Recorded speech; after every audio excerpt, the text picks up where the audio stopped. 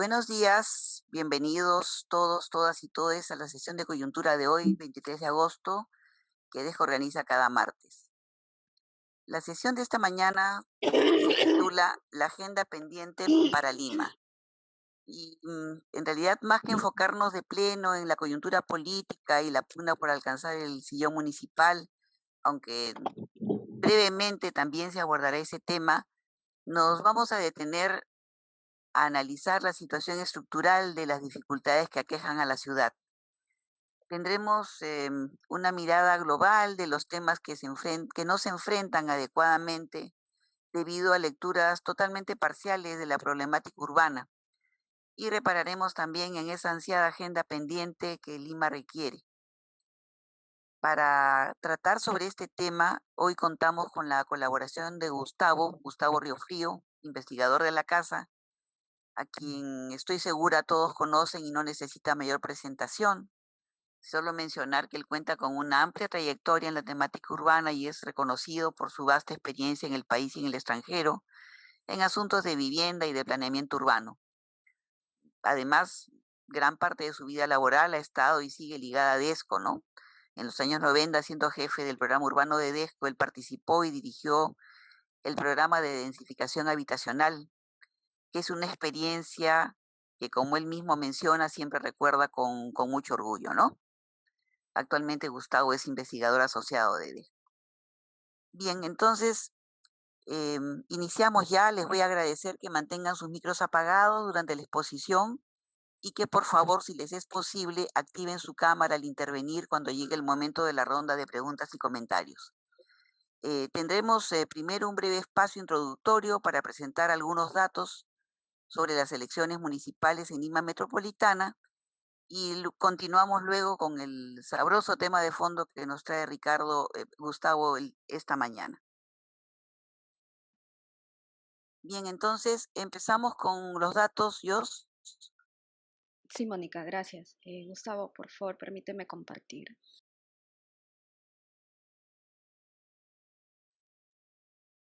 ¿Me escuchan?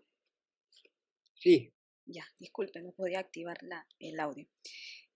Como dijo Mónica, y agradeciendo a Gustavo también por el tema que nos va a compartir hoy, sería oportuno poder dar un repaso breve, sin un mayor análisis, a las últimas encuestas para justamente ver cómo se están moviendo los candidatos en últimas semanas, ya a poco tiempo de las elecciones regionales y municipales. Bueno, en todo caso, centrarnos en Lima Metropolitana. A ver, estas son algunas encuestas que se muestran en este mes de agosto. Ahí tenemos encuestas del IGP y Apoyo, por ejemplo, en donde en ambas encuestas está empezando a liderar Daniel Urresti de Podemos Perú, con porcentajes parecidos, seguido por Rafael López Aliaga de Renovación Popular, y luego por un George Forsyth de Somos Perú, y luego vienen los otros candidatos ya con porcentajes ya más diferenciados, como Marche Jade de Alianza para el Progreso, y por ejemplo en Apoyo nos muestra una Elizabeth León por Frente Esperanza del partido de Fernando Olivera. En la parte inferior podemos ver el desagregado, ya las preferencias de los electores y las electoras por edad, sexo, nivel socioeconómico.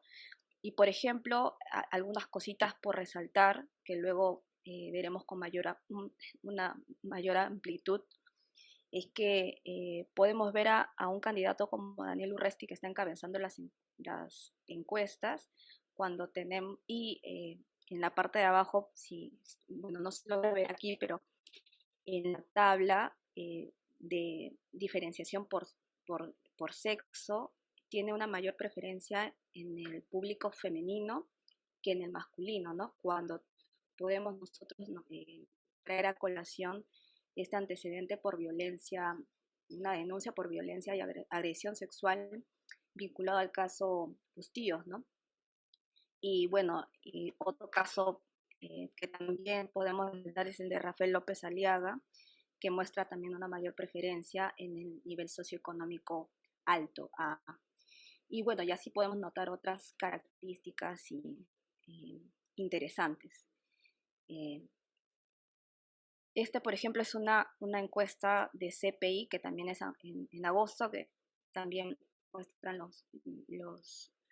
las posiciones de los candidatos y parecidas a las anteriores encuestas. Y bueno, hacer una breve presentación acá de cómo se van moviendo los candidatos, un breve análisis. En primer lugar, lo que muestran las encuestas, ¿no? Lo que acabamos de ver, estos datos más fríos. En primer lugar, que el escenario en general se muestra con poco interés para el elector. Esto también debido también al contexto de crisis que atravesamos, ¿no? De 7 candidatos, solo 2 o 3 se muestran con mayores posibilidades frente a las elecciones. Por otro lado, Daniel Urresti de Podemos Perú tiene una ventaja de 4 puntos sobre López de Renovación Popular y muestra también 13 y 15 puntos sobre George Forsyth, que es el que se presenta en el tercer lugar. Asimismo, entre el 24% y el 33% no tienen todavía decidido su voto, o en todo caso lo harán, decidirán por el blanco o viciado. Daniel Urresti gana en los estratos B, C, D y E, y como lo había mencionado anteriormente, Rafael López de Aliaga muestra mayor preferencia en el nivel socioeconómico A. Por el peso justamente de los niveles C, D y E, en Lima, Daniel Urresti se muestra con mejores posibilidades. Por otro lado, Somos Perú, en el caso de las listas o los partidos con mayor presencia en los distritos de Lima Metropolitana, Somos Perú tiene 42 candidaturas vigentes, Alianza para el Progreso 41, Podemos Perú 40 y Renovación Popular está candidatando a 39 candidatos, valga la redundancia, a la alcaldía de Lima. Y por otro lado tenemos al Partido Patriótico Peruano con 18 alcaldías, Juntos por el Perú con 19 y Acción Popular con 22 alcaldías. Frente a esto, ¿cómo podemos interpretar también la situación actual? Por un lado, mencionar que el 43% del total de candidatos en Lima tienen menos de un año como miembros del partido por el que están postulando. 34 de los 43 alcaldes actuales tienen investigaciones fiscales o denuncias. Ahí pueden ver entre paréntesis quiénes son los que presentan estas condiciones. También 47% de los alcaldes distritales han contratado funcionarios que lamentablemente no cumplen los requisitos, y 4 alcaldes han sido vacados, incluyendo al vacado Jorge Muñoz de la alcaldía metropolitana. Ahora, sobre los candidatos, 24 candidatos o candidatas a alcaldes en Lima tienen sentencias penales, y pueden ver qué partidos son los que presentan estas condiciones. 12 candidatos fueron también procesados y otros absueltos. 49 candidatos presentan demandas civiles. Y bueno, y también hay candidaturas, ya como se menciona en la lámina, los viejos conocidos, ¿no? Vuelve un Miyashiro a la alcaldía de Chorrillos, también Alison y Manuel Macías, y así hay otras caras que, bueno. Gracias, Gustavo, Mónica, adelante. Muchas gracias, Jocelyn. Gracias por la breve introducción. Gustavo, por favor, ahora sí te pedimos que compartas tu pantalla para que inicies la presentación. Adelante. Bueno, perfecto. Ciertamente que al hablar de las candidaturas y de las elecciones, no me referiré a las visiones particulares que muchas personas tienen, muchos de los candidatos tienen sobre Lima, ¿no? Acá tenemos la foto de la Lima tal como la mira el almirante Montoya. Ciertamente no es a eso a lo que me quiero referir, ¿no? Pero ciertamente el primer problema que tenemos es mirar la ciudad y no mirar mi calle. Este es un problema, ¿no? Mirar el bosque y no solamente los árboles. Y señalaré como tema, como ejemplo, me detendré en el tema vial ayer y hoy. Luego pasaré a las urbanizaciones si me da el tiempo. Si veo que no me da el tiempo, me voy de frente a los grandes temas y algunas propuestas posibles para lo que se viene en Lima y el tema de la relación con el gobierno central. Empiezo entonces. Aclarando en primer lugar que en el ordenamiento jurídico, no solamente nuestro, sino en general, tenemos dos niveles de gobierno y de gestión en nuestro país. El primero es la gestión pública de importantes aspectos de un país. El Ministerio de Salud, el Ministerio de Educación, la finanza, la vivienda, las relaciones exteriores, etcétera. Existen autoridades nacionales y hasta regionales para estos grandes temas. Todo lo que tenga que ver con salud compete al Ministerio de Salud. Hasta los ambulantes en la calle necesitan estar de acuerdo con determinadas normas sobre la venta de alimentos en la calle, para poner un ejemplo. La otra esfera de gobierno no es el tema, no es el problema, sea nacional o local, es el territorio. Esto es, dentro de determinada circunscripción, digamos un municipio, todo lo que acontece es problema de esa autoridad.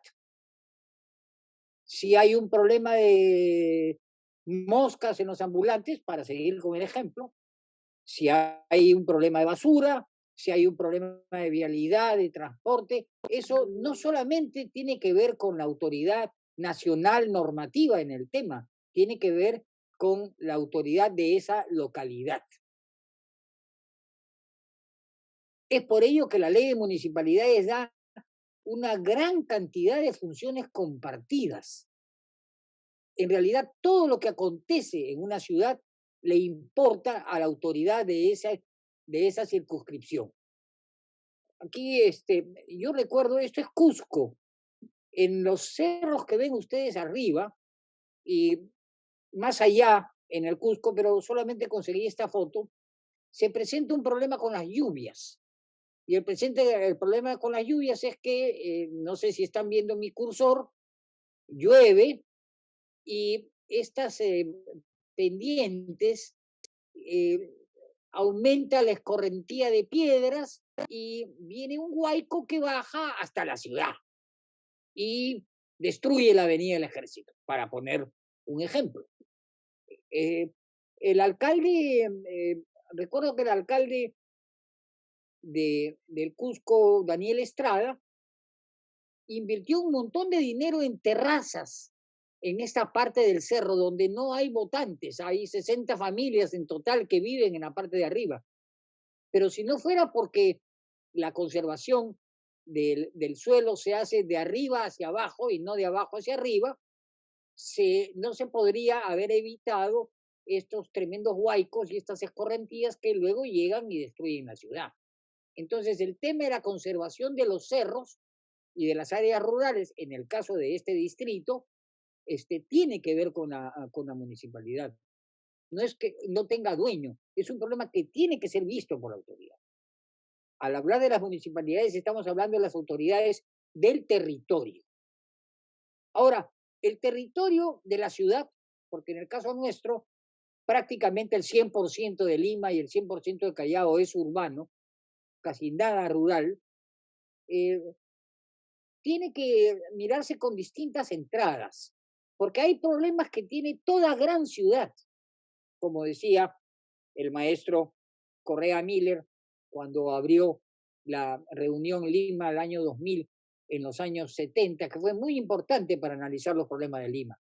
Él además fue el jefe del equipo del Plan de Desarrollo Metropolitano, el famoso Plan de Met, al 90, ya en los años 60.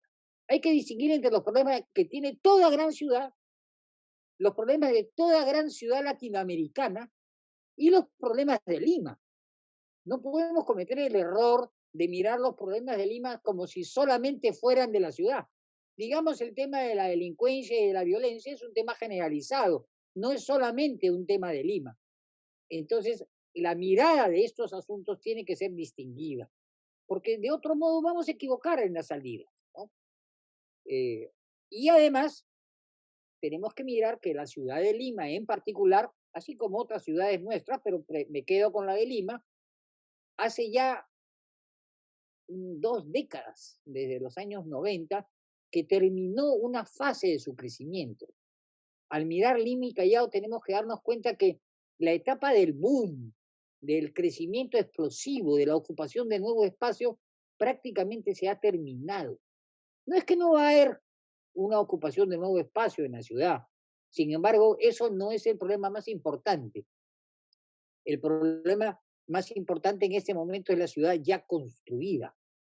De ahí que todos los que estamos acá en esta reunión, con seguridad, si hemos escuchado alguna charla sobre la ciudad, hemos escuchado hablar de la ciudad compacta versus la ciudad extensa, o la ciudad de los 15 minutos, que ahora está de moda decirlo, esto es, en la que los servicios y el equipamiento tienen que estar a 15 minutos de donde yo vivo. Esto es una ciudad mucho más armónica dentro del espacio que ya ha sido ocupado. Por eso es que el problema de la Lima de nuestros días ya no son solamente dotar de agua y de desagüe a toda esa porción de la ciudad que creció rápidamente a partir de los años 60, 70 y 80 y que crecía la ocupación de suelo y la construcción de viviendas, pero no la dotación de agua, por ejemplo. Todavía queda eso, todavía hay, digamos, 1 millón de los 10 millones de Lima y Callao que necesitan agua decente, por así decirlo. Los problemas de Lima entonces son completar lo que falta en la Lima ya existente y lo más importante en este momento, rehacer lo que se hizo. En muchos distritos hay que cambiar las tuberías. Digamos que los barrios altos tienen tuberías de agua obsoletas que son del siglo XIX, perdón, del siglo XX, de inicio del siglo XX. Y nosotros vemos cómo se están rehaciendo pistas, semaforizando de una manera distinta, peatonalizando algunas cosas.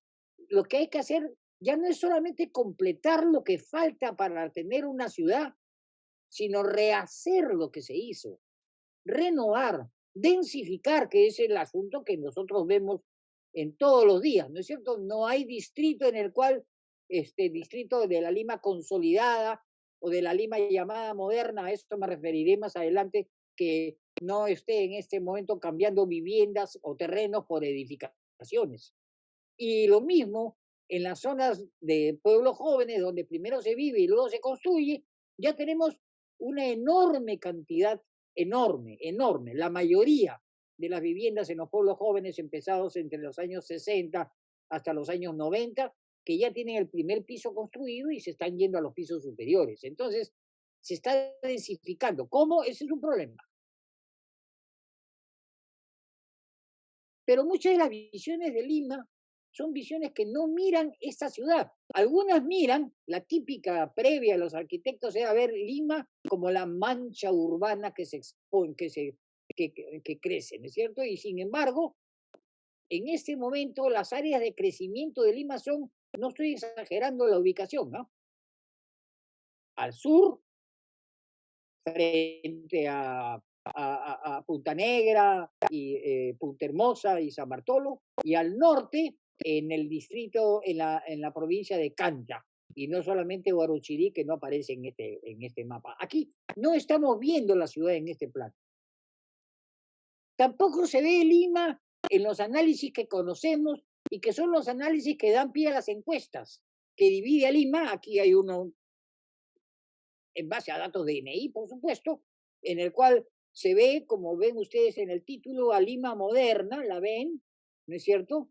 Esta es la Lima moderna, según esta caracterización, y las otras Limas se llaman Lima Norte, Lima Centro, Lima Este, Lima Sur. Esto es, esas sí no tienen chapa, esas sí no tienen nombre, esas sí son miradas de una manera distinta, para que vean ustedes cómo la mirada de Lima y Lima y Callao es una mirada que, en la que se cuelan los prejuicios ideológicos, ¿no?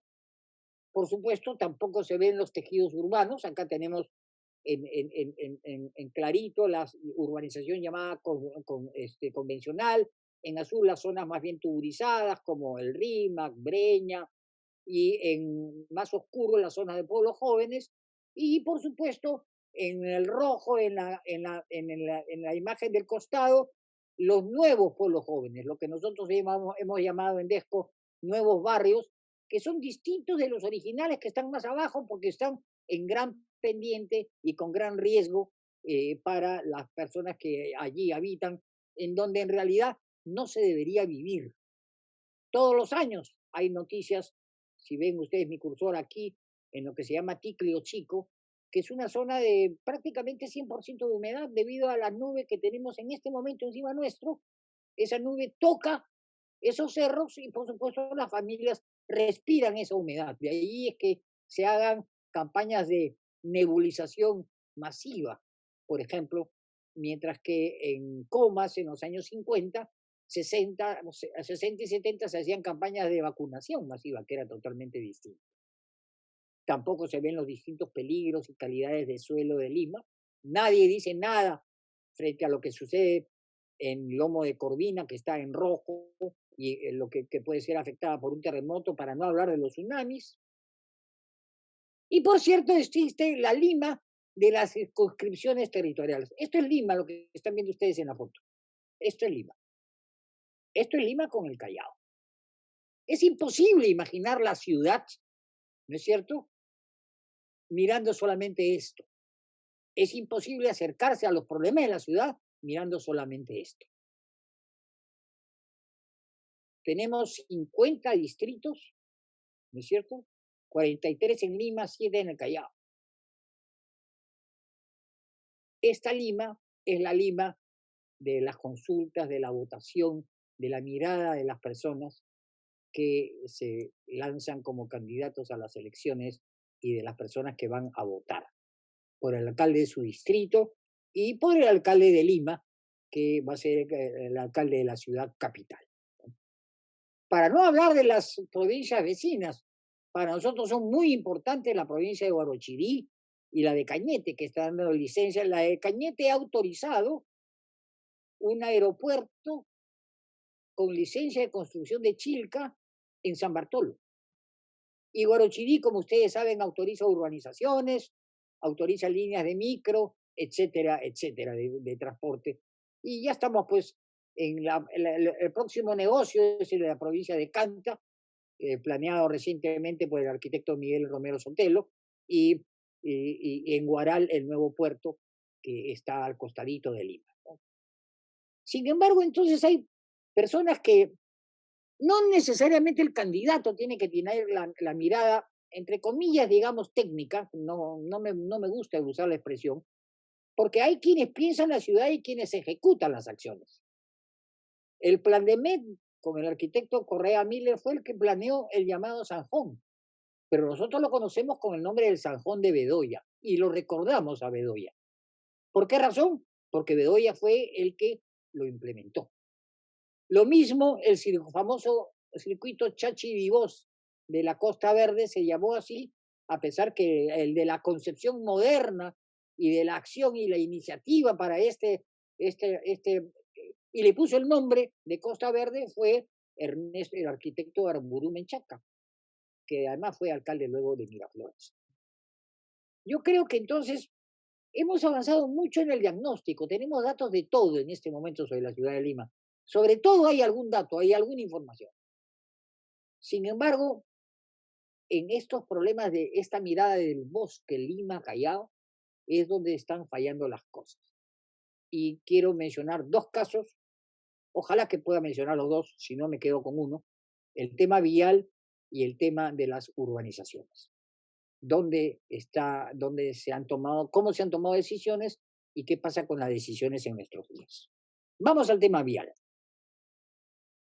Acá tienen ustedes lo que pensaba el plan de los años 50 sobre cómo comunicar Lima con el exterior. Del norte, viniendo de Ancón, uno llegaba hasta el puente del Ejército, perdón, eh, a la parada del centro era donde está en anaranjado el Cerro del Agustino y el Mercado Central, se llegaba a la carretera central y la Panamericana Sur, ¿no es cierto? Necesitaba ser conectado todo esto con el centro, entonces se pensó en la avenida Circunvalación, que está encerrada en el Círculo Verde. Era una manera de llegar por la antigua línea del tren que iba a Lurín, que la agarraba ahí donde está el círculo, un poquito más abajo, y Circunvalación llegaba hasta la parada y la avenida Grau, y por la avenida Grau ya podía entrar al centro de la ciudad. Además, se planeó una comunicación que iba de la avenida Javier Prado y que la unía con la carretera central. No era solamente un plan vial, ¿ah?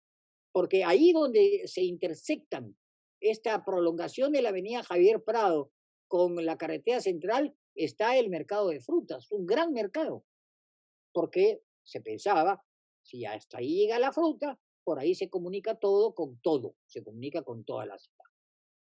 Este planteamiento no se llevó a cabo, se llevó a cabo un planteamiento muy cercano, que es el que hizo en los años, el plan lo decía, el plan lo señalaba, el plan lo trabajaba por el arquitecto Dorich, pero lo que se hizo fue una cosa muy parecida. La diferencia, la pueden ver ustedes, está en que esta avenida Javier Prado ya no iba a ir hasta la carretera central, sino iba a ir hasta Monterrico. Con lo cual se decidió con esta gran avenida, prolongación Javier Prado, como una avenida urbanizadora, se decidió que esto llegaba hacia la residencia que le regalaron al señor Rodríguez por el Club Golf Los Incas, y por supuesto como una avenida urbanizadora que nos permitió luego el gran crecimiento de la ciudad desde San Isidro y Surquillo hacia San Borja. Eso fue en los años 60.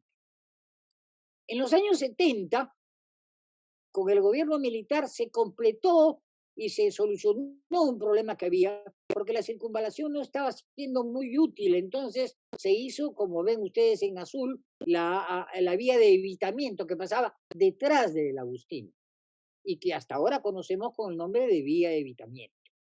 Y además se hizo el famoso tramo que faltaba y que debió hacerse, que se iba a llamar Javier Prado y que ahora se llama Nicolás Arriola.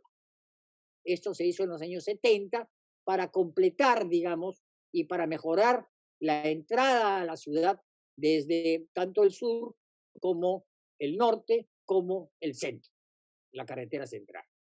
No me voy a referir a la carretera Ramiro Prialé, simplemente para no abundar en detalles, pero también estaba dentro de los planes, ¿no es cierto? Para el 2010, ya la ciudad se anticipaban otros problemas. Se iba a necesitar no una avenida circunvalación o una avenida de evitamiento como esta que le hacía una circunvalación a la ciudad de Lima, sino una mucho más grande que, digamos, en pocas palabras, aquí hay un esquema, tendría que resolver la entrada desde la carretera Panamericana Sur, rodeando Lima, toda esta línea roja, hasta Pasamayo, que era la carretera Panamericana Norte. Primer problema que había que solucionar, y ya por supuesto teníamos que solucionar varios problemas de transporte para el acceso hacia el centro de la ciudad desde el llamado Cono Sur, entonces, que no tenía una buena solución, y bueno, Lima Norte, que tenía la carretera Panamericana, la avenida Tupac Amaru, pero todo terminaba en la avenida del Ejército. Ya se hizo, para esta entrada se hizo una salida que todo el mundo recuerda al alcalde Barrantes por el vaso de leche, pero nadie recuerda que el alcalde Barrantes fue el que hizo la avenida Universitaria, que es la que nos permite llegar desde Puente Piedra, desde lo que es Los Olivos, perdón, hacia el Callao por una diagonal. Ya no necesitaba llegar hasta el puente del Ejército y luego tomar la avenida, la avenida Colonial para llegar al Callao. Eso fue hecho en la gestión de Barrantes, de acuerdo a plan, dicho sea de paso, ¿no? Entonces, veamos esta pista, por favor. Esta se llamó, esta vía de evitamiento se llamó la perimetral. Parte de San Bartolo, porque está en hay cerros antes, y llega hasta Pasamayo. Aquí hay un problema porque no queda muy claro cómo llega. Se necesita una salida novedosa ahí. Por el medio pasa por lo que es el Gran Mercado Central. El Mercado Central se escogió ese terreno no por gusto, sino sabiéndose que por ahí iba a pasar la perimetral. Esto es, yo puedo llegar al Mercado Central desde Ica por esta avenida sin necesidad de detenerme en el tránsito. Lo mismo si yo quiero ir al Mercado Central desde, desde Ancón y no con la penosa vía que tenemos que usar ahora entre Ancón y el puente del Ejército. Uno se puede demorar tranquilamente 1 hora o más, ¿no es cierto?, de tránsito, y eso ya de carretera panamericana no tiene nada. Dicho sea de paso, esta avenida perimetral tenía accesos al resto de Lima. El de abajo es el acceso que por Villa María del Triunfo llegaría hasta el terminal pesquero. Y arriba tenemos la avenida que de San Juan del Urigancho llegaría a Coyique, que estaba pensada. Esa era la vía perimetral. Y ese era el planteamiento. Este planteamiento no es que se haya olvidado, pero se dejó de lado.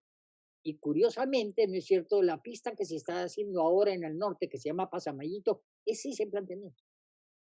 Planteamiento que tenía muy claro, siempre los cuento, ya se tenía muy claro desde los años 80, por lo menos para el conjunto, para la ciudadanía que conocía más de Lima, porque la razón por la cual Sendero Luminoso y el MRTA dinamitaron la comisaría de Coyique es que justamente esa avenida, la avenida Revolución de Coyique, tiene el ancho para tener 4 vías.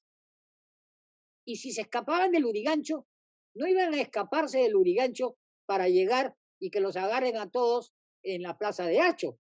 Iban a salir por ahí, por arriba. Esa es una zona que se ha urbanizado y que recién ahora se está haciendo la pista que se necesitaría.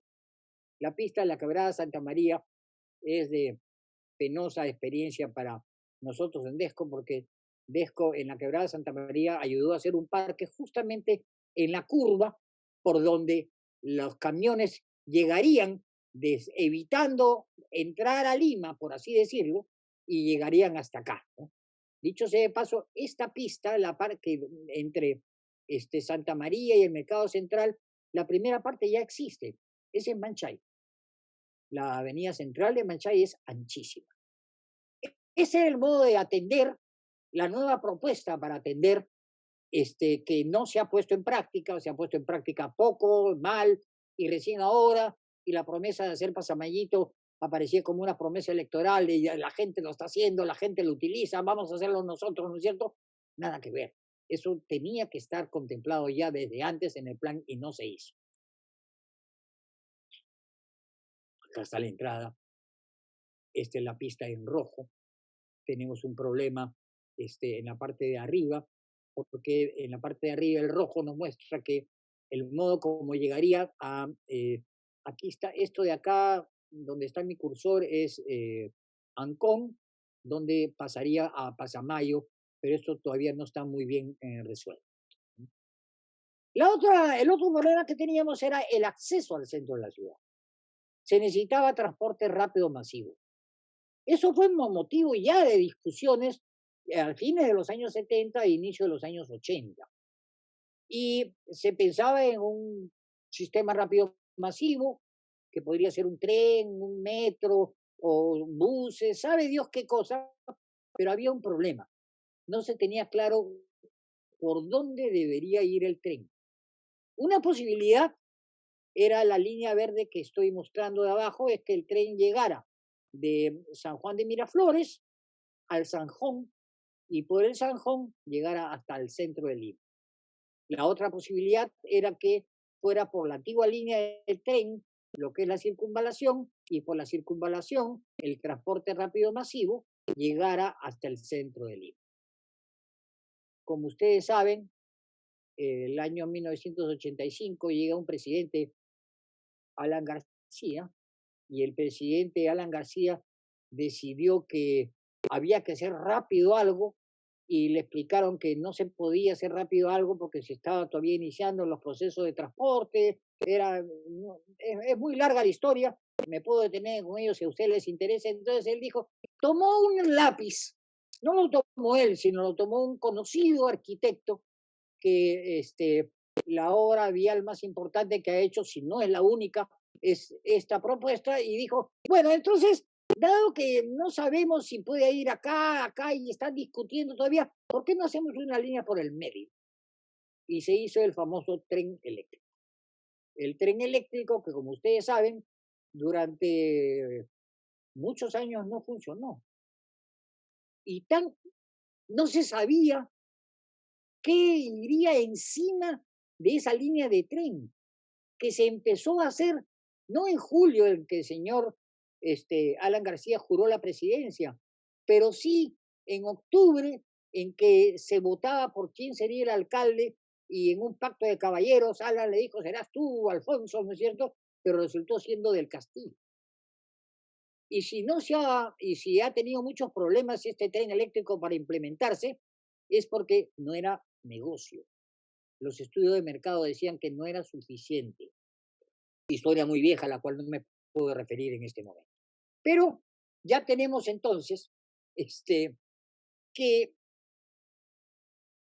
la decisión que se tomó del tren eléctrico ya alteraba los planes de transporte de Lima y es parte de los problemas que tenemos en este momento en la ciudad. No es rentable, no era rentable, se lo pasaron a que la municipalidad lo haga, la municipalidad encontró que no era rentable, lo devolvió al Estado y el presidente enloqueció o ya estaba enloquecido en su segundo mandato, dijo, yo lo voy a hacer, y lo hizo con el dinero del Estado, hizo hasta la central eléctrica para el tren eléctrico, porque la electricidad no era suficiente, contrató una empresa que no tenía nada que ver con la que estaba haciendo con el Metropolitano, etcétera, etcétera. ¿Qué está pasando ahora? Todos estos proyectos que les he mencionado tratan de solucionar algún problema, mal o bien, pero tratan de atender un problema enorme en el acceso y en el funcionamiento a Lima y Callao. Dicho sea de paso, nosotros cuando hablamos de la ciudad, miren por favor la ciudad. Yo sé que cada uno mira la ciudad y mira su pequeño espacio, no me cabe la menor duda. Hay especialistas en determinado tipo de árboles, hay especialistas en el ojo de anteojos, del bosque de Pomac, como hay especialistas también en el manejo de los insectos de un bosque, pero que es un bosque, es un bosque. Tenemos especialistas en transporte, en seguridad ciudadana, pero de la ciudad. Y lo que tenemos que mirar es la ciudad. Y la ciudad es Lima Callao con 10 millones de habitantes. Vamos a elegir autoridades en estas dos grandes circunscripciones y 50 pequeñas circunscripciones, pero de una misma ciudad. Ahora, entonces, aparecen nuevos problemas, porque como vengo diciendo, Lima tiene que completarse y tienen que renovarse muchas cosas, pero también que estamos en una nueva etapa del capital. El nuevo capital, el capital de nuestros días, el que ha hecho, digamos, la línea amarilla, lo que interesa es invertir, ganar en la obra, vender e irse a hacer otra obra. A diferencia de antes, que se invertía, se hacía negocio y la ciudad crecía de alguna manera.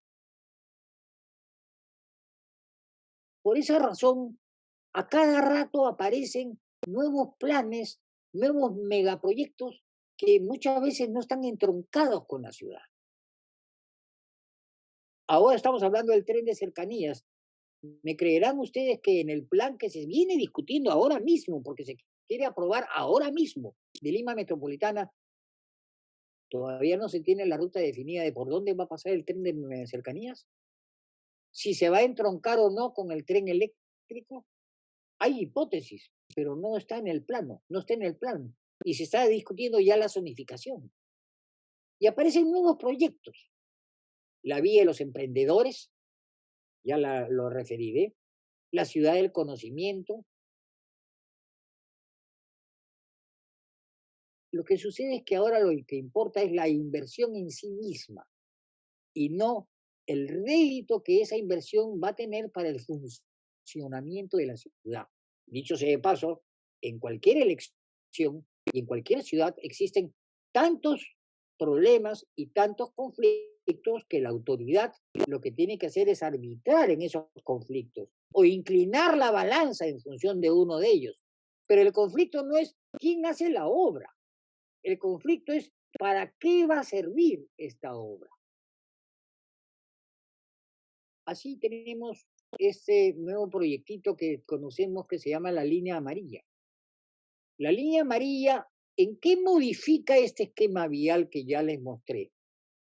¿En qué agrega la línea amarilla al tema del acceso a la ciudad? Si la línea amarilla va de ninguna parte a ninguna parte, porque ni siquiera llega al Callao, ¿no es cierto? O sea, voy por la circunvalación, hago este gigantesco túnel debajo del río Rímac y termino cerca de la avenida Universitaria y lo más importante, entrego a la carretera Panamericana Norte para que por vía Panamericana Norte yo pueda llegar al aeropuerto si es necesario. La utilidad de la vía amarilla es totalmente secundaria.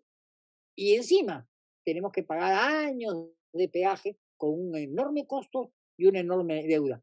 Con decirles que como la OAS ha tenido un problema muy serio de acusación de malos manejos, decidió vender la línea amarilla a otra compañía, una compañía francesa, Vinci, ¿no es cierto? Y al momento de vender ya había recuperado 50% de la inversión de esa que se tiene que pagar en no sé cuántos años que fueron reformulados durante la gestión de la señora Susana Villarán, que dijo, bueno, ya que por lo menos se haga un parque para Lima, que eso sería de gran utilidad para la ciudad. No era negocio hacer el parque, no, eso era una inversión adicional. ¿No? Aquí está la línea amarilla, termina más allá de la avenida Universitaria, ahí nomás. No llega al Callao, no se continúa al Callao, no sirve para llegar ni siquiera al aeropuerto. Se llega al aeropuerto por el otro lado, digamos. ¿No? Esto hubiera sido la solución. La vía perimetral, pasa Mallito y luego por ahí llegamos, si quieren ustedes, al aeropuerto. ¿No? La obra del metro se hizo un planteamiento que no fue conversado con la Municipalidad de Lima, fue conversado de frente con el presidente Ollanta, que dijo, ya, sale y vale, ¡pum! Se empezó a hacer. Cuando ya había planes de metropolitano por esa zona. No sé cuál sería la buena salida, no importa. El hecho es que eso fue sacado de la manga fuera de plan. Dicho este paso, estuve buscando y no he encontrado mis viejos planos de zonificación, pero este ramal que va del metro al aeropuerto, todos los edificios que ustedes, si van de la avenida Fawcett, por la avenida Fawcett hacia el aeropuerto, hacia el lado derecho, donde habían unos grandes terrenos, unos hostales, unos 5,5 y etcétera, etcétera, esos terrenos eran grandes y no tenían mayor valor porque por ahí el plan decía que iba a ir el transporte rápido y masivo. Ahora, por supuesto, se han cambiado de uso, buen negocio, se ha vendido el terreno, se ha construido y va a haber que hacer un hueco para llegar al mismo lugar donde el plan decía que estos terrenos no los toquen porque por ahí va a ir el tren. El tren Lima-Ica Barranca. ¿Quién puede negar la necesidad de un tren? Pero ¿dónde va a estar la estación? por dónde va a pasar, compite o no compite con las otras avenidas que se están pensando, etcétera, etcétera. ¿Que está justificado? Claro que está justificado, por supuesto que está justificado, tengo que correr. Para no hablar del proyecto de Monorriel, que no funcionó, ahora se está hablando del proyecto de tren Ricardo Palma, Avenida Bancay, que es un viejo proyecto de los años 80, ya se hablaba de ese proyecto, y bueno, hay pros, hay contras, pero que va a correr en paralelo al metro, entonces vamos a tener un tren y un metro, para lo mismo, para una ruta similar. No, por favor, y en el plan del Callao recientemente aprobado, ciertamente que no aparece en el proyecto que se comenzó a discutir en el 2011, el megaproyecto de hacer de la isla San Lorenzo un lugar turístico, un nuevo aeropuerto, una estación, hoteles de lujo, y el proyecto que se está exponiendo en nuestros días, que se quiere vender, Puerta del Pacífico, que es el que tienen aquí a la derecha, que es frente a la Pucha, hacer una nueva urbanización ecosostenible, inclusiva, porque pues, se afirma que en estos dos puentes que van a unir la Perla con el Callao no va a haber tranqueras, ¿no es cierto? Con yates de lujo, etcétera, etcétera. Son megaproyectos. El negocio es hacerlo. Si funciona o no funciona, esa es otra historia. Y ya les hablé de los emprendedores. Al plan de Lima, esto es del plan de Lima, se le ha agregado una línea morada que ustedes pueden ver desde abajo. Esa línea morada no aparece en el índice de vías porque ese es, por así decirlo, la selección especial del presidente, ahora el señor alcalde Romero Sotelo, que se le ha decidido cambiarle el nombre de vía perimetral a vía de los emprendedores, un gran bonito nombre, y que va a ir por detrás de Canta hasta Huaral, hasta el puerto al nuevo puerto que se está haciendo en Chancay, y aquí como un valle. O sea, podría ser perfectamente un gigantesco Manchay, 3 veces más grande que Manchay. No sabemos de dónde va a venir el agua, no sabemos de dónde va a venir la energía eléctrica, esa es otra historia, pero ya está comenzando a pensarse eso, ya se está comenzando a especular con el suelo en esta zona, ¿no? Y además, el nuevo plan habla de cabotaje de la costa, o sea, de un puerto nuevo que va a haber cerca de Pucusana, y de ahí podemos ir a los nuevos megapuertos que se están pensando en la Costa Verde, ¿no es cierto? A La Punta y a Ancón y al puerto de Chancay.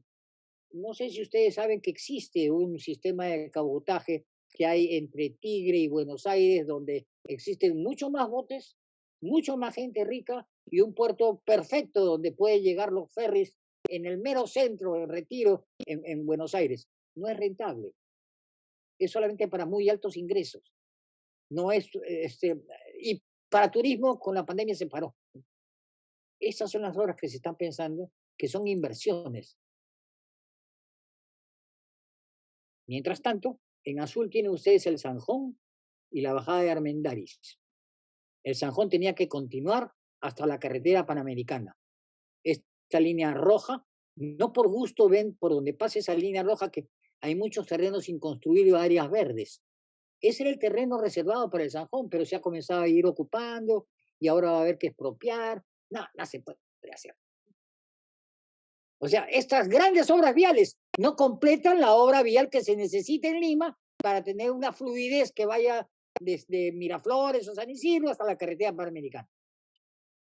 Y además, esta avenida que ustedes ven Anchaza se llama la Avenida Universitaria, parte de la carretera panamericana norte y debe llegar hasta la Costa Verde.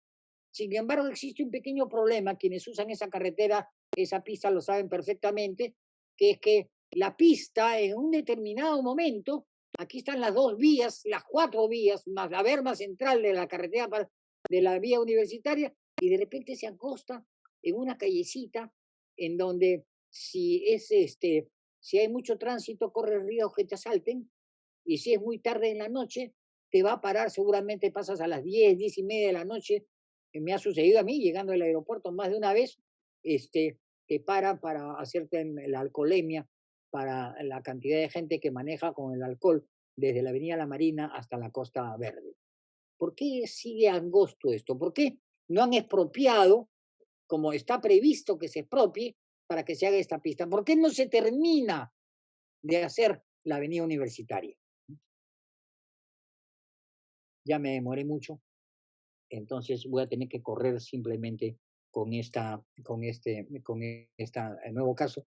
Este es el Valle del Lurín, del Valle de Chillón. El Valle del Chillón, como ustedes saben, se ha ocupado todo. Y aquí tenemos, ¿no es cierto?, como un ejemplo de una chacra. Tenemos muchas chacras y sobre estas chacras en el 2006 comenzaron a hacer algunas construcciones, algunas urbanizaciones.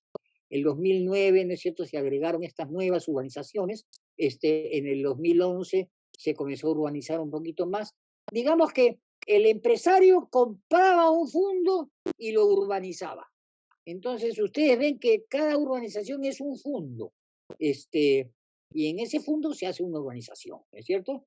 Aquí ya tienes el conjunto de urbanizaciones, aquí tienen las calles, porque cada urbanización tiene su plano de urbanización. Entonces, miren ustedes cómo ha quedado esto. Pueden entender, pueden orientarse acá, ni con Waze pueden llegar a ustedes a esta parte del Valle Chillón que el año 2000 estaba verde. Se ha urbanizado el valle. Claro que se ha urbanizado el valle. Pero se han hecho todas pequeñas urbanizaciones con lotes tipo chalet, ¿no es cierto? Con urbanizaciones prácticamente cerradas, ¿no es cierto?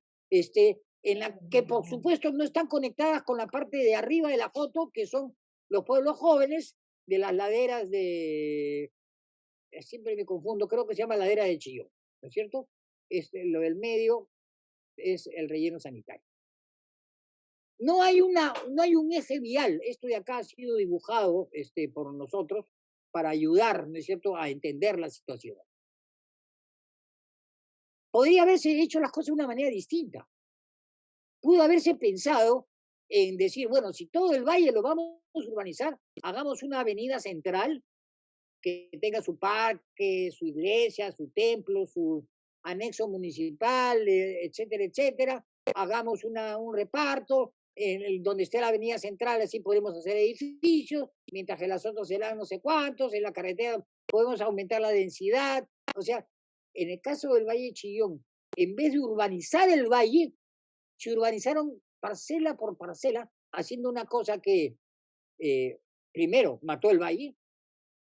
En segundo lugar, hizo vivienda para clases medias, ninguna mistura, ni siquiera conexión. No se ha producido vivienda en altura, ciudad de los 15 minutos, ciudad compacta, etcétera, etcétera. Son palabras huecas. Vivienda chalet, cuando incluso los pueblos jóvenes, las familias comenzaban a construir sus viviendas chalet y luego la vivienda se convertía en una vivienda de 2 pisos, 3 pisos, o sea, de unifamiliar pasaba a ser bifamiliar, por lo menos, o multifamiliar. Urbanizaciones cerradas, sin conexión una con otra, sin avenida central, cada parcela de una urbanización, sin parques para el conjunto, sino solamente parques internos, ¿no es cierto? Muy fácil será poner tranqueras y lo que eran los canales de riego, por ahí va la pista, por eso es que las pistas son tan enrevesadas. Ciudad para el taxi y el mototaxi, no para el transporte masivo. Es el modelo chileno de vivienda sin ciudad. El negocio es la venta del terreno, porque no sé si ustedes saben que todavía ahí hay problemas de agua. Que varias de estas autorizaciones fueron dadas por la Municipalidad de Coyhaique con la opinión en contra de Sedapal. Y las empresas llenan el pozo de agua muchas veces, el tanque de agua, porque no hay agua suficiente. Yo creo entonces, terminando, que hay que pensar en el todo, que no es lo mismo que pensar en grande, que no es lo mismo que pensar en todas las cosas, para eso hay especialistas, pero se necesita mirar en la ciudad para saber cómo se están haciendo en este momento los grandes negocios y las mega obras en la ciudad, ¿no? Existen problemas de gestión, me voy a la parte final, ¿qué hacemos a la salida, ¿no? Me demoraré poco porque dejo la idea simplemente planteada para la discusión, ¿no? Como ustedes saben, el alcalde del Cusco siempre,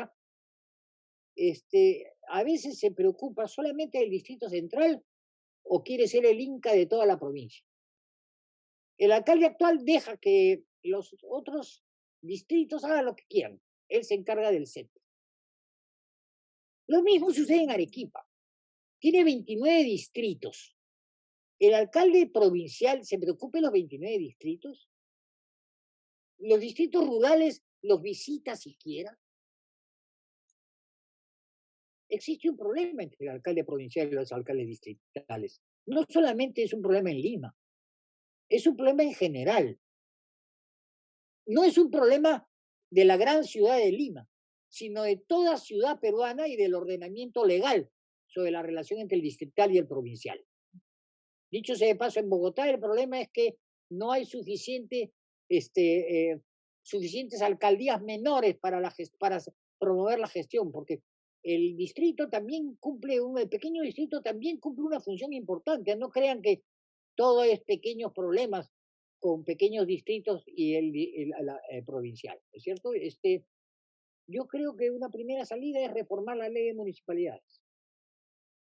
Cada alcalde distrital debe ser el regidor metropolitano. Así de simple. Porque hoy día un regidor cualquiera, cualquier regidor o regidora en Lima Metropolitana tiene más peso que un alcalde. Y el alcalde está pintado en la pared. Por eso es que el alcalde dice, no, yo tengo mi autonomía. No, que los alcaldes de los distritos sean regidores metropolitanos. Con eso ayudamos a que los propios regidores y los alcaldes se pongan de acuerdo.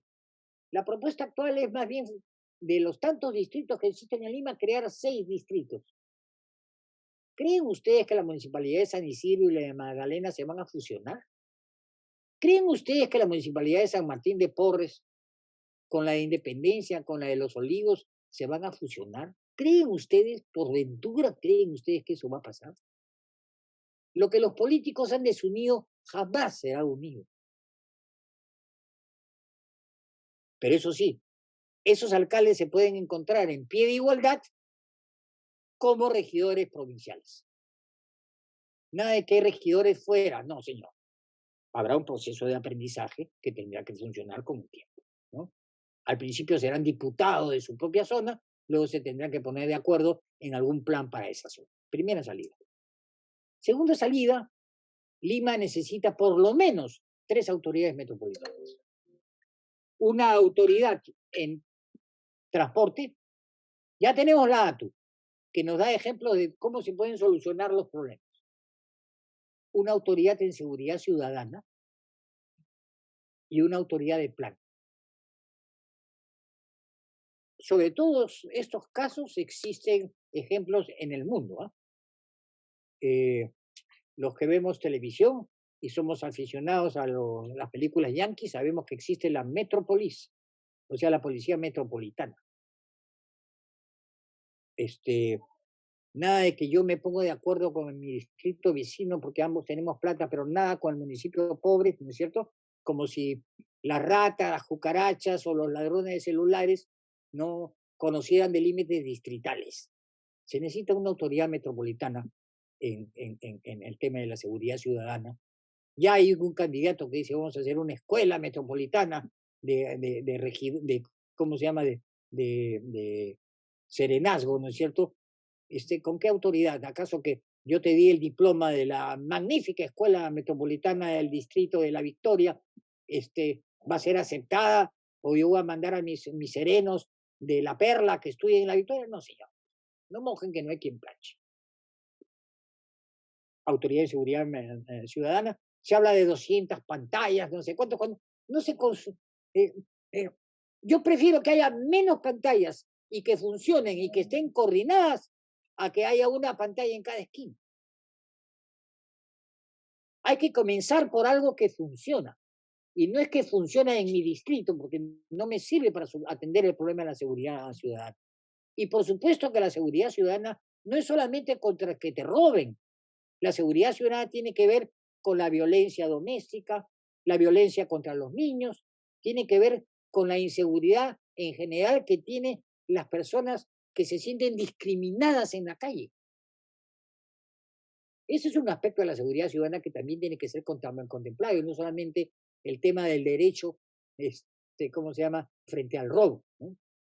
Y la autoridad de plan que obligaría a que, y eso funciona, yo conozco un caso en el cual los alcaldes que son de lo más diversos y muy conservadores, en el caso de San Salvador, se pusieron de acuerdo entre esas 5 municipalidades y eligieron una autoridad de plan con la que conversaban todos y dialogaban, a veces solamente con la autoridad, a veces entre ellos, pero el plan tenía que ser un plan de todos. Para empezar, no me vengan que también se necesita incluir a Chancay, a esto en el plan, es cierto, pero empecemos con Lima y Callao, ¿no? No, cuando estamos pensando en Lima y Callao, no me vengan con el cuento de Gorochirí, por supuesto que sí, pero por ahí tiene que ir. Autoridad de transporte, autoridad de seguridad ciudadana y autoridad del plan. Creo que para empezar es lo que necesitaríamos como salidas inmediatas para enfrentar los problemas que nosotros estamos viendo. Y la primera, como ya les dije, el tema de que los regidores metropolitanos no sean otros que el alcalde distrital respectivo. Luego miramos quién tiene la primacía, quién es el que lo quiere, el que lo hace. Muchas gracias. Muchísimas gracias, Gustavo, por la exposición realmente reveladora, que nos muestra que no solo Lima es una ciudad desconectada a todo nivel, sino que es también un problema nacional y no un problema solo de Perú, sino de otros países, ¿no? Bien, abrimos la ronda de intervenciones. Felicitaciones, Gustavo, de verdad por la exposición. Marisa, buen día, Marisa, adelante. Buenos días, ¿cómo están? Gracias, Gustavo, por la exposición. Yo tenía un par de comentarios sobre las salidas que plantea Gustavo y pedirle alguna reflexión al respecto, ¿no? Una sobre el tema de los alcaldes y alcaldesas distritales como posibles regidores en una asamblea metropolitana. En principio no me parece mal, pero lo que sí me parece es que eventualmente tendría que necesariamente rediscutirse las competencias de los distritos y de la provincia. Porque el problema hoy no es que eventualmente un regidor o una regidora tenga más poder que un alcalde distrital. Hoy también tenemos un problema en paralelo, que es que hay alcaldes distritales que creen que están por encima del alcalde metropolitano o de la alcaldesa metropolitana y toman decisiones como si ese pequeño pedazo, pequeña porción que tienen de la ciudad es en sí una ciudad, ¿no? Hoy día hablamos de la ciudad de San Isidro, de la ciudad de La Molina, en fin. Y creo que eso es algo que distorsiona precisamente esto que decía Gustavo, la necesidad de mirar el bosque más allá de solamente los árboles, ¿no? Entonces, sí me parece que hay un problema serio en las competencias que tienen alcaldes y alcaldesas distritales o municipalidades distritales en territorios metropolitanos. Y un segundo punto sobre el tema de la necesidad de autoridades metropolitanas, ¿no? Que en realidad son, digamos, autoridades, creo entenderle a Gustavo, que cuando se refiere a autoridad metropolitana se está refiriendo no solamente a Lima como jurisdicción, sino Lima y Callao, ¿no? O sea, al territorio que abarca lo que hoy son 2 provincias e incluso 2 regiones, ¿no? O en todo caso una región formalmente y una con competencias regionales. Y estando de acuerdo en las que él ha señalado, sí me parece importante señalar una cosita sobre la Autoridad de Transporte Urbano, porque la ATU, Lima y Callao, no es una autoridad metropolitana, es una autoridad nacional que funciona sobre el territorio metropolitano. Y sí creo que tendríamos que también cuestionar que una autoridad como esa debiera en realidad estar adscrita a Lima Metropolitana y no al Ministerio de Transportes y Comunicaciones. Entonces, si vamos a replicar la figura, ¿no es cierto?, de una autoridad con competencias para trabajar sectorialmente y vamos a trabajar, por ejemplo, la de seguridad ciudadana, debiera ser adscrita al gobierno metropolitano y no adscrita al Ministerio del Interior, por ejemplo, ¿no? Entonces creo que ese es un tema que también habría que revisar. Yo creo que ATU tiene serias dificultades hoy precisamente porque es una autoridad adscrita al Ministerio de Transportes y no es parte digamos, de la discusión y del pensar, ¿no es cierto?, del gobierno de la ciudad. Y agradecerle a Gustavo, siempre es súper interesante oírlo. Gracias, Marisa. Si no hay más intervenciones en este momento, para ¿Escucha? sumarlas, podemos ir con la respuesta de Gustavo. ¿Me escuchan?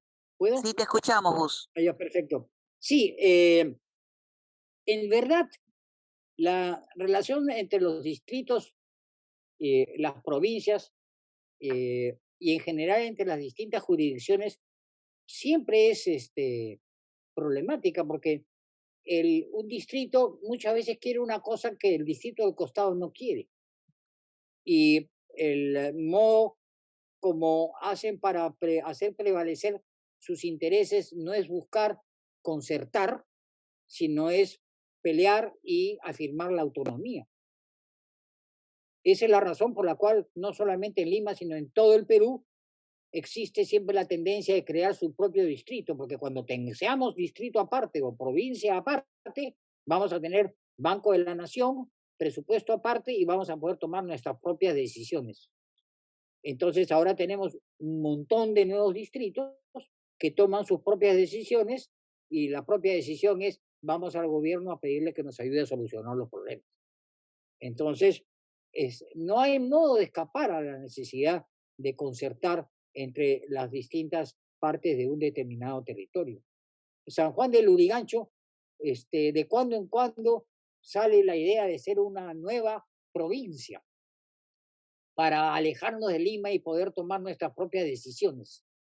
Y recuerdo cuando fui a una discusión, no era fácil, era de noche y el APRA acababa de volver a llegar al país y yo les planteé el tema, entonces van a pertenecer a la región Lima Provincias, con esta nueva provincia de San Juan del Lurigancho. Y me dijeron, no, porque será provincia constitucional. Para todo, pues, nunca más falta un roto para un descosido. Siempre se van a encontrar argumentos. Pero yo creo que el tema de las competencias, que está más o menos claro en la ley, se soluciona cuando yo junto a todos en una misma, yo no lo llamaría asamblea, yo cambiaría eso, yo lo llamaría en un mismo consejo, un consejo en el cual el alcalde es también regidor. Y hay ejemplos de cómo eso puede funcionar. ¿Ah? No crean que esto es una idea loca que no funciona. Es factible en primer lugar.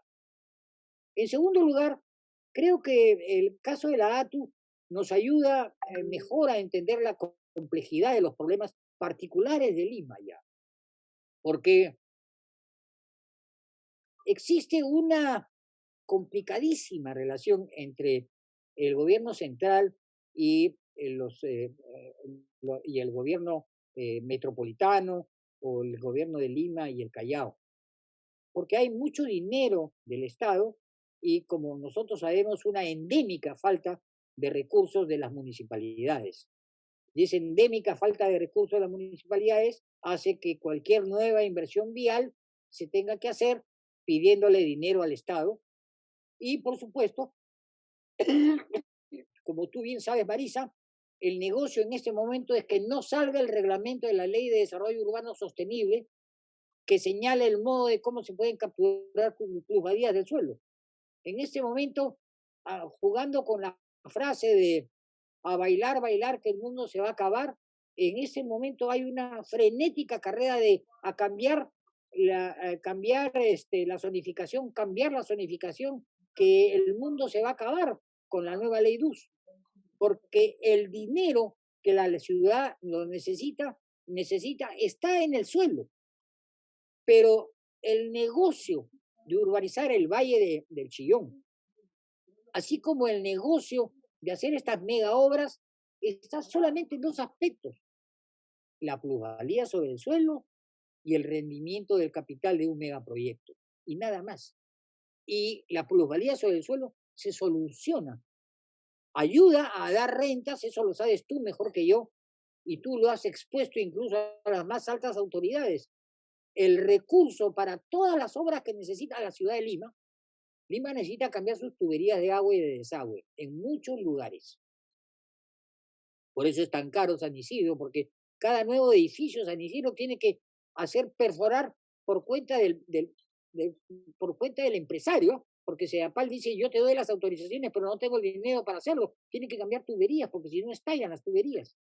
No soportan más densidad. Hay que cambiarlas. Todas estas grandes inversiones vienen del suelo. La Lima que se está rehaciendo, reasfaltando, semaforizando, etcétera, etcétera, necesita recursos que tienen que venir de la propia renta del suelo. Pero hay un conflicto y hay problemas con las autoridades metropolitanas. En el caso del transporte, las vías de peaje, como la carretera Panamericana Sur y carretera Panamericana Norte, son vías metropolitanas, perdón, son vías nacionales. Y sin embargo, el recurso es captado por EMAPE. Ese es un acuerdo. En cualquier momento yo me peleo mucho con el gobierno, me dice, bueno, te quito el peaje. Entonces son negociaciones complejas y la municipalidad también está feliz de decir, bueno, ahora el problema de la ATU no es mío, sino es de ustedes. Yo creo que se necesita ciertamente una coordinación entre la autoridad metropolitana, las autoridades distritales y provinciales y el gobierno central en el caso de las mega inversiones de la ciudad, mientras que se logre una norma que dé, por supuesto, mucho más recursos a estos temas. El caso del agua es lo mismo. Una cosa es que Sedapal trate el agua que le llega y que la reparta, pero ¿quién es la autoridad para ver de dónde llega el agua? ¿Cómo llega esa agua? Esa es la autoridad de la, ¿cómo se llama? Gubernamental. Y la autoridad gubernamental también hace su negocio. No nos olvidemos, y con eso termino, de la planta de Huachipa. El señor Alan García inauguró la planta de tratamiento de Huachipa, una suerte de atarjea paralela en la vereda del frente del río.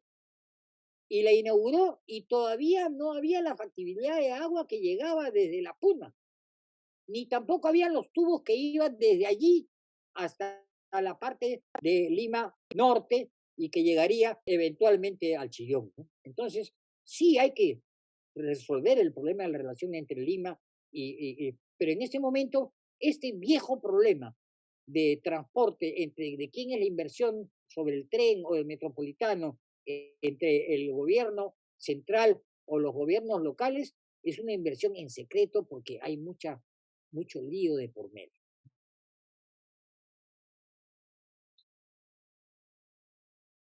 Gracias, Gustavo. ¿Alguien más que quiera intervenir? ¿Alguna consulta? Mónica Alejandro. Adelante, Alejandro. Gracias. No te veo, Alejandro. Gracias, gracias Gustavo, muy buena exposición. Quería preguntar más, digamos, vinculado a la obra de Matos Mar, Desborde Popular. ¿Qué tanto, digamos, el escenario actual o el escenario que nos has explicado varía de la configuración que Matos Mar hizo en los 80? Porque si bien es cierto, la explicación que nos diste tiene que ver más con el tema de desarrollo urbano, esos efectos socioculturales y económicos también tienen que ver con los elementos que Matos Marc hablaba en el libro Desborde Popular. Sería interesante, Gustavo, tener tu percepción al respecto. Gracias.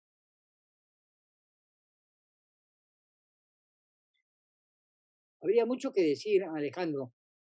Yo prefiero en este momento señalar que las cosas en el proceso de desinstitucionalización del país han ido a tal nivel y ahora se aceleran con este gobierno que pierde funcionarios y pierde autoridad pública, han ido de tal modo que ya no podemos diferenciar entre qué cosa es informal y qué cosa es ilegal.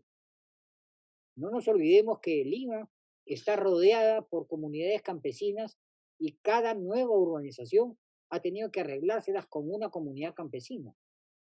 Ya sea una urbanización de altos ingresos en Huachipa, ¿cómo se llama? Perdón, en Cieneguilla, como una urbanización pirata como las que hay en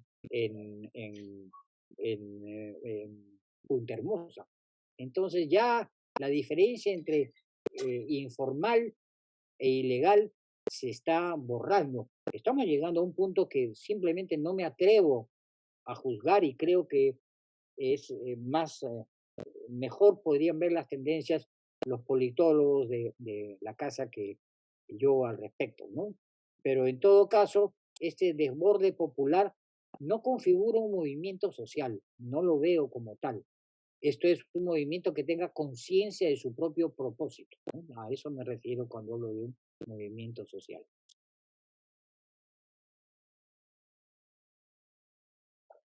Gracias, Gus. ¿Alguna otra intervención?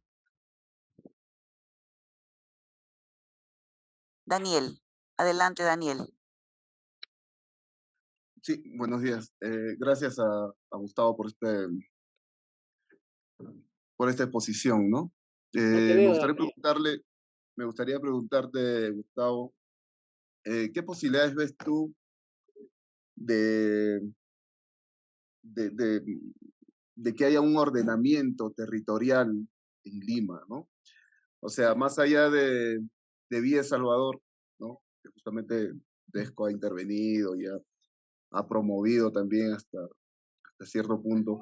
Sin embargo, la creación de nuevas ciudades o los intentos de estas nuevas ciudades no se acercan a este sueño, ¿no? Este ideal de ciudad ordenada, ¿no? O sea, ¿qué nos espera, digamos, a Lima metropolitana, Lima provincia, ¿no?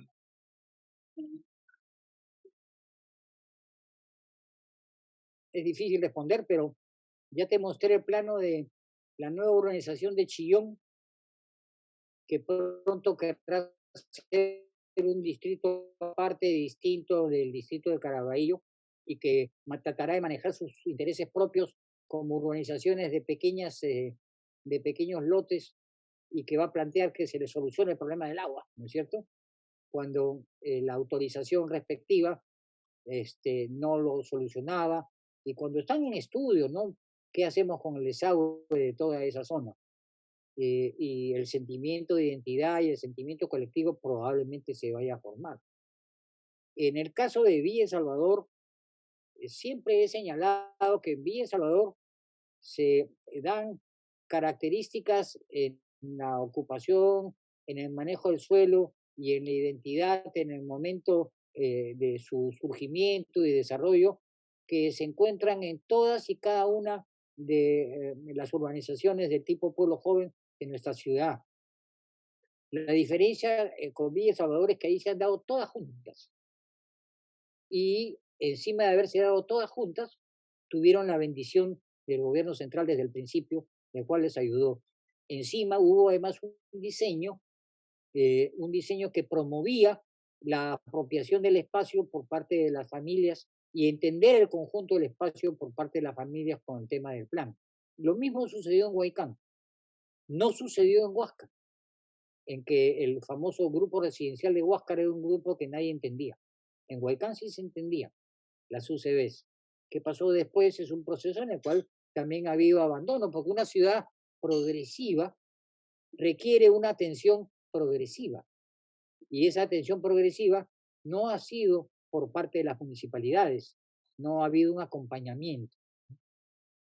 Y luego, por el otro lado, tenemos el hecho que los movimientos sociales que hemos tenido desde los años 60 hasta los años 80 eran movimientos de pobladores que buscaban el equipamiento y el desarrollo de su ciudad para completar la urbanización con las necesidades que tenía. Pero no ha sido un movimiento que luchaba por el empleo, por ejemplo.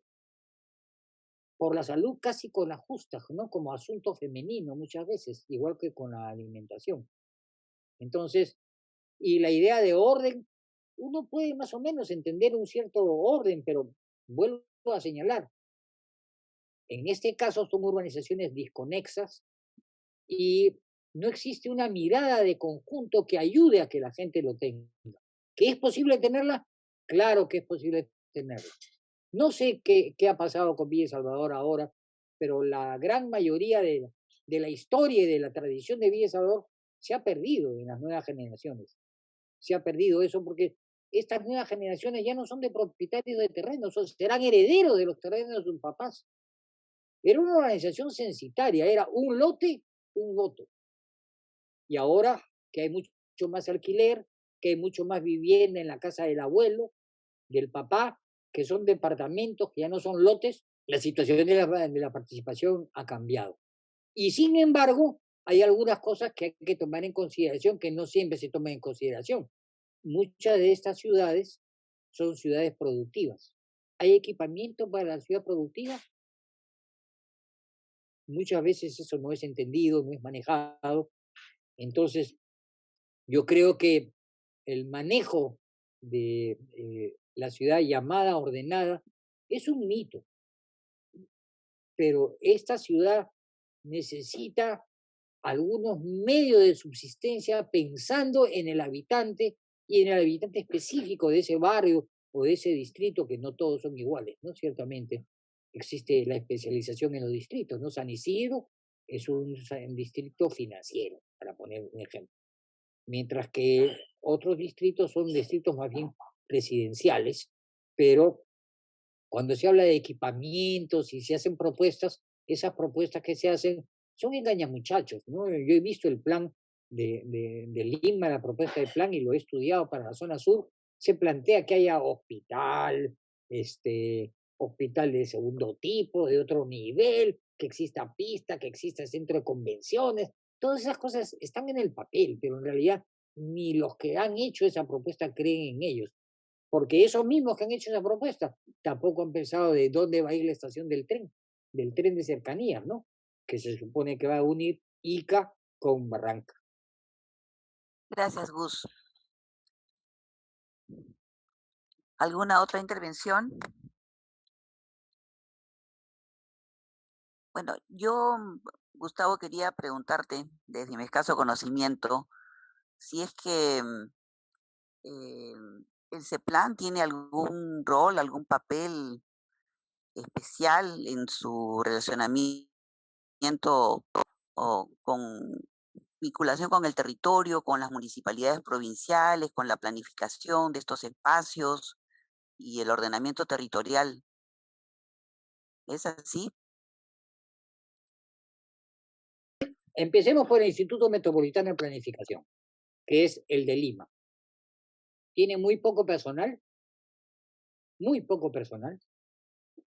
No tiene personal permanente. Ahora contrata consultorías. Llega uno, hace su consultoría, le entrega y se larga. Cobra, ¿no? Por supuesto. Y en tercer lugar, y es lo más importante, el Instituto Metropolitano de Planificación no tiene una voz autorizada. El Instituto Metropolitano de Planificación dice, no se puede urbanizar esta zona, que es zona que vamos a congelar para que no se urbanice por el momento, y de repente la Comisión de Desarrollo Urbano decide lo contrario. Aún después de ver el informe del Instituto Metropolitano de Planificación, no tienen autoridad. La autoridad de plan no es autoridad. Lo que la autoridad de plan señala, estudia, decide supuestamente después de haber consultado, no tiene ningún peso. Al día siguiente se puede cambiar. Lo mismo sucede con el CEPLAN. El CEPLAN tiene una serie de directivas y de propuestas que son distribuidas con obligatoriedad. Las metas del país al, no sé, 2020, 30, 40, 50, no lo sé. Y sin embargo es una colección de cosas de buenas intenciones, de cosas que se quieren lograr con pequeños pasos, y esos pequeños pasos se cumplen o no se cumplen. Los planes en general no tienen peso en nuestro medio. No son considerados ni en su formulación, ni menos en su ejecución. Y por eso es que yo creo que una autoridad metropolitana de plan puede tratar de comenzar con el pie de derecho, diciendo, bueno, señores, lo que nosotros decidiremos se cumplirá y estas son las normas para que se cambie en caso que, porque la ciudad es muy dinámica, ¿no es cierto?, haya que cambiar algo. En todo caso, el CEPLAN tiene muy poca fuerza, no tiene la fuerza que tiene el acuerdo nacional, pues, y otras cosas, ¿no? Gracias, Gus. Tenemos a Ariela solicitando el uso de la palabra. Adelante, Ariela. Gracias, Mónica. Y gracias, Gustavo, por tu excelente presentación. La verdad es que uno mira y se queda como un poco preocupado con la situación de Lima. Mira, es a raíz de tu última intervención. Tú dices que ese plan tiene la importancia más o menos del acuerdo nacional. Yo también creo que es así. Entonces, hay una corriente, hay una correlación directa entre esta fase del neoliberalismo y este caótico desarrollo urbano que tú has descrito. ¿Cómo era en la época del Instituto Nacional de Planificación, donde, por ejemplo, evidentemente la planificación tenía un rol mucho más importante? ¿Cómo ves tú eso? No tengo a mano con lo cual no recuerdo el nombre, pero este inglés señala en un artículo que se llama La planificación neoliberal. Y dice, parecería casi un galimatías hablar de planificación neoliberal, cuando precisamente el neoliberalismo es el mercado el que manda sobre cualquier plan que tenga una sociedad o una ciudad. Y sin embargo, sí podemos hablar de planificación neoliberal, porque a diferencia de antes, las autoridades actuales promueven activamente que los planes sean hechos por estas grandes empresas que mueven capital. Y yo creo que eso es lo que existe en los últimos años en nuestra ciudad y en nuestras ciudades. Solamente un más o menos puede hacer que se cumplan algunos planes y ciertamente concertarlos. Otro modo también son los planes manu militari, pero duran poco, ¿no es cierto? El Valle de Chillón, por ejemplo, estuvo sin urbanizar mientras que Velasco fue presidente y la ley de reforma agraria decía las zonas agrícolas no se pueden urbanizar. Y luego comenzaron a urbanizarse una tras otra, ¿no es cierto? Cada hacienda se convertía en una urbanización, comenzando con Caudivilla, Pro, etcétera, etcétera. Ahora, eso no quiere decir que no haya planes, pero son planes de las empresas, de los empresarios. No sé si Mario Solesi está con nosotros ahora, pero yo recuerdo que en el 83 y en el 84, un amigo que teníamos nos hablaba mucho de Fiori y de las inversiones de Fiori y los paraderos que había que hacer para el transporte en Fiori. En el 83, 84 ya estaba pensando en el cambio de uso de esa zona industrial y en qué se iba a construir. Y en base a eso, él trabajaba en una empresa, estaba haciendo la prospección de suelos para hacer las grandes inversiones en el caso del transporte. No es que no haya planificación, pero es planificación del negocio, del empresario.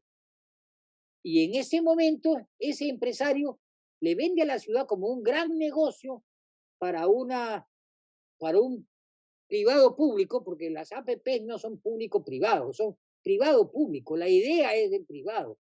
La propuesta es del privado, que se la vende al público y el público ciertamente la compra. Entonces, sí hay una diferencia entre el objeto de los planes que había anteriormente, que eran planes indicativos, pero que generaban un cierto consenso. ¿Para qué?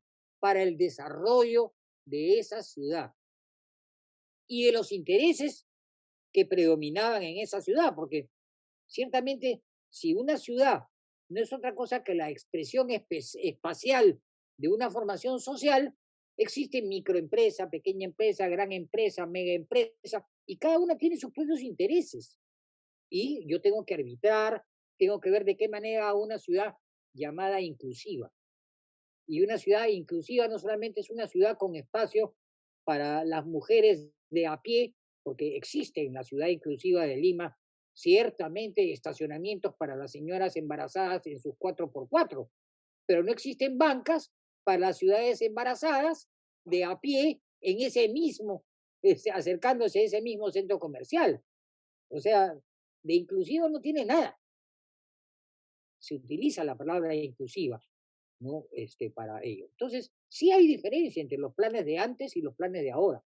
Lo que no quiere decir que los planes de antes hayan sido lo mejor, pero en todo caso era una indicación de lo que se quería hacer. Y se podían manipular. Ya le dije que la Javier Prado se unía con el mercado central, con la carretera central, y Odría la cambió y lo que hizo fue prolongar la Javier Prado hasta la casa del lote que le regalaron ahí por el Club Golf Los Incas, con lo cual se abrió una nueva avenida urbanizadora.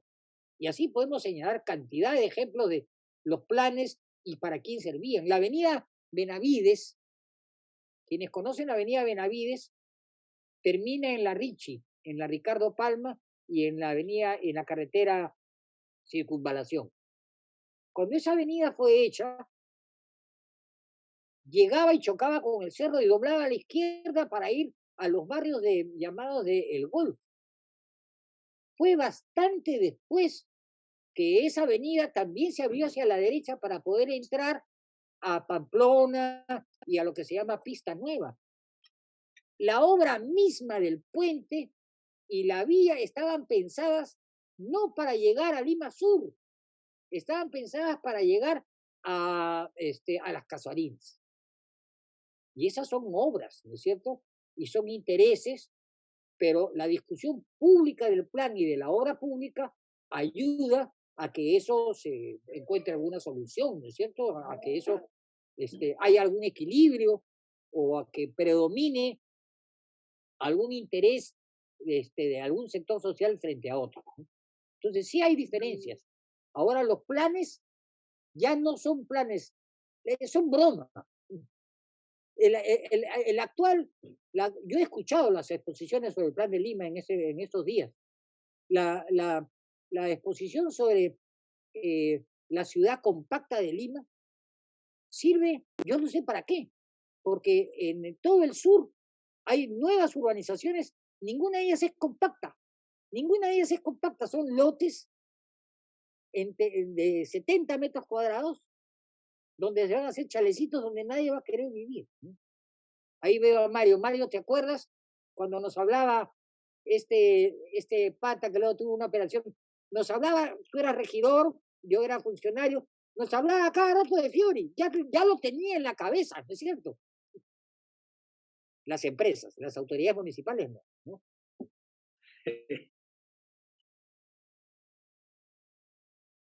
Gracias, Gustavo, por las explicaciones. Tenemos escasos minutos todavía por si hay alguna otra intervención. Tenemos unos poquitos minutos. Pues si no hubiera alguna otra intervención, Mónica.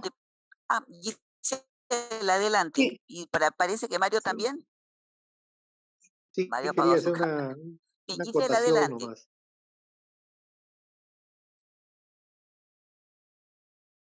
Ya, bueno, gracias Gustavo por tu exposición.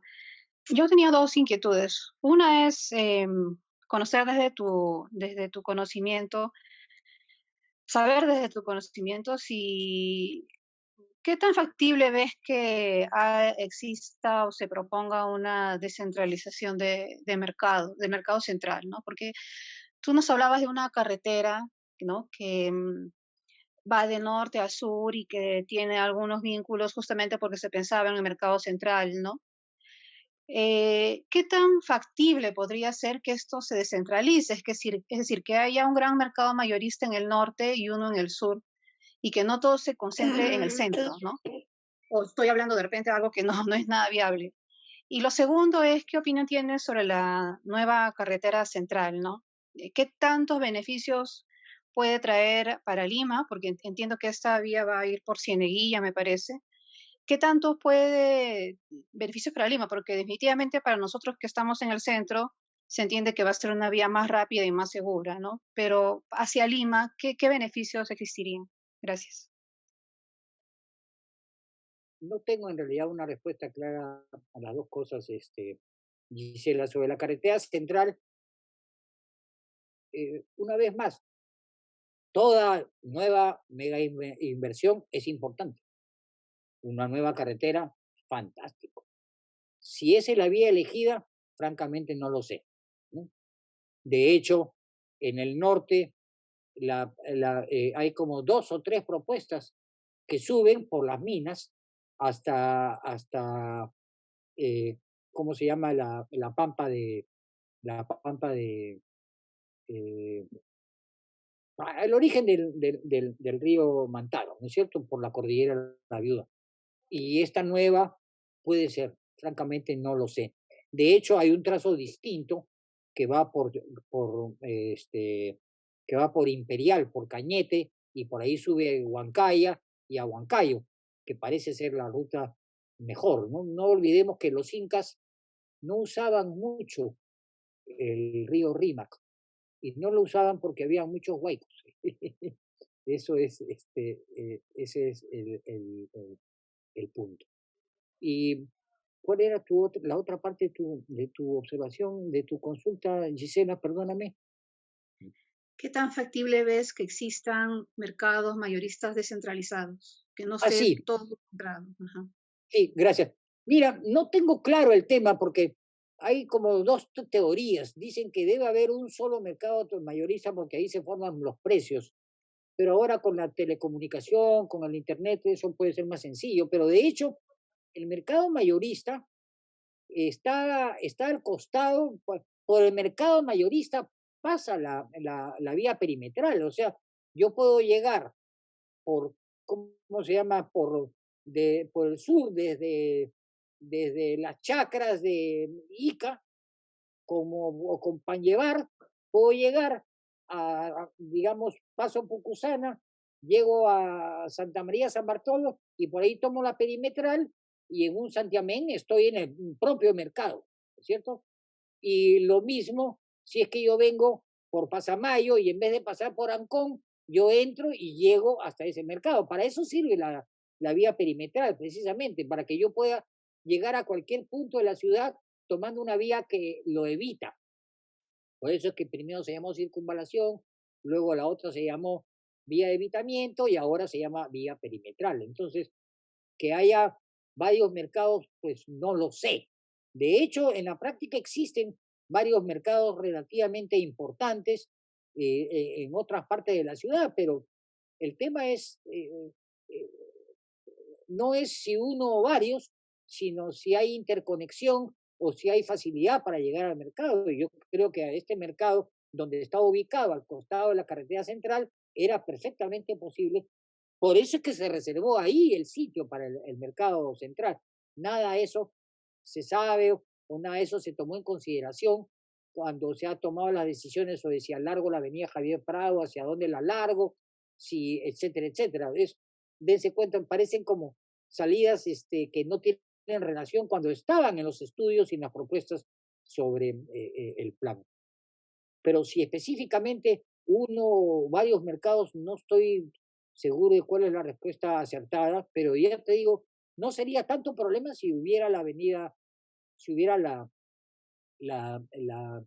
perimetral, en vez de haber gastado tantos millones en una vía rápida que pasa debajo del río Rímac, que empieza por ahí nomás, por el Agustino, y termina inmediatamente pasando eso, para ir a la carretera Panamericana Norte o para llegar hasta la avenida Universitaria y se acabó, ¿no?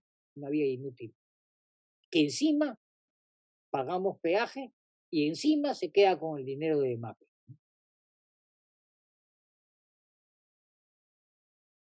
Gustavo,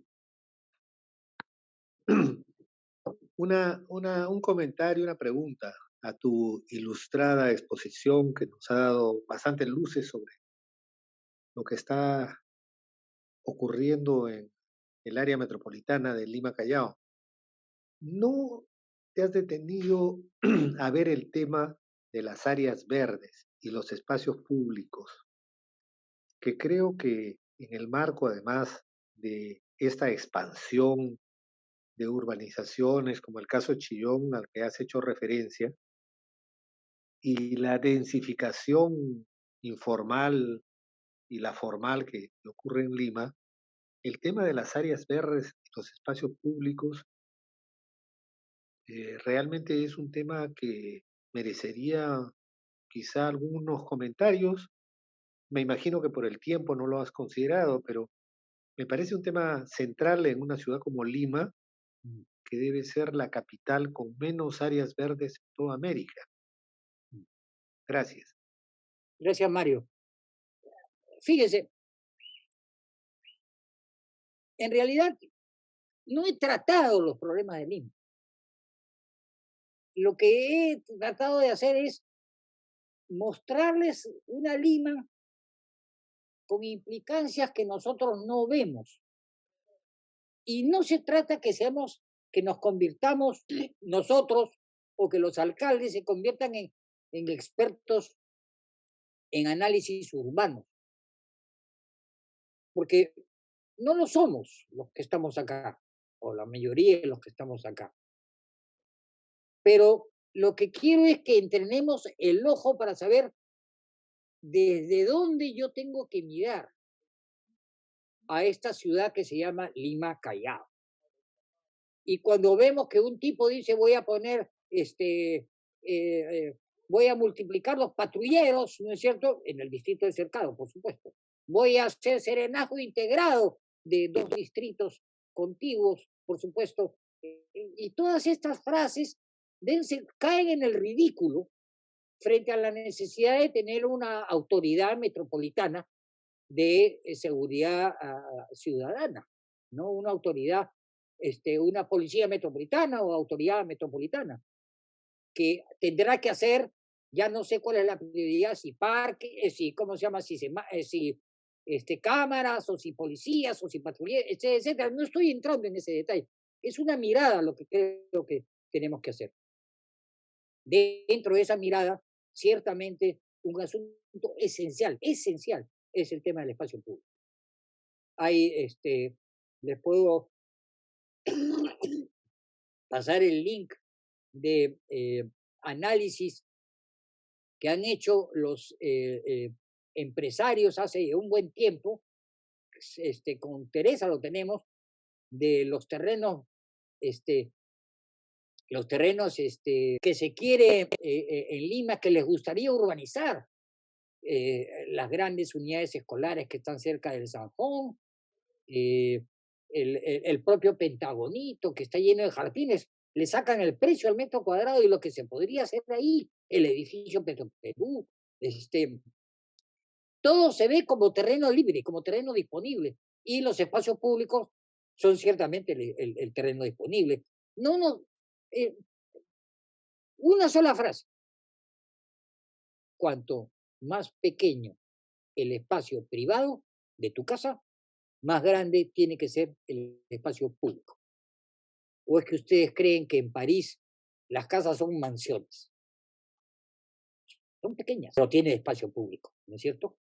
Lo mismo sucede en Buenos Aires, para no ir tan lejos. Entonces, sí creo que el espacio público es fundamental.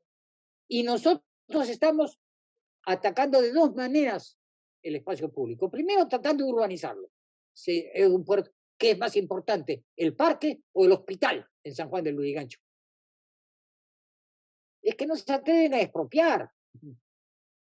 Porque cuando ese parque es el que le da el valor al terreno que está al costado, ciertamente, ¿no?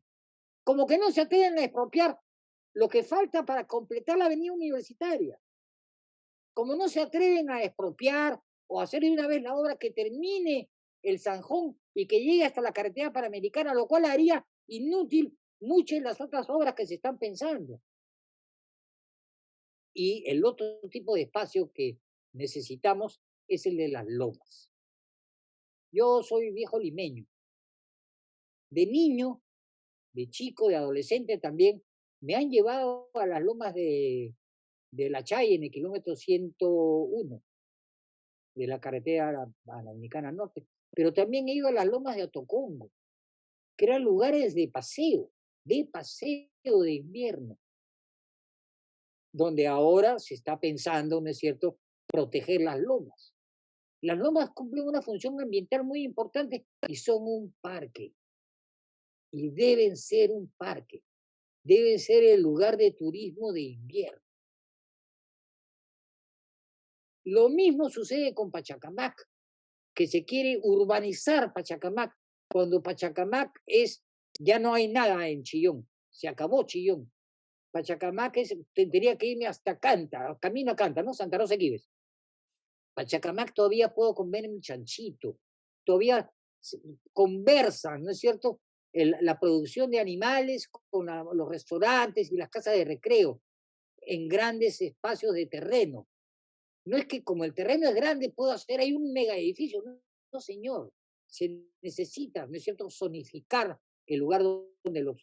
Lima no tiene un zoológico que lleve el nombre de tal, ¿no es cierto? No tiene un buen campus para eso, ¿no?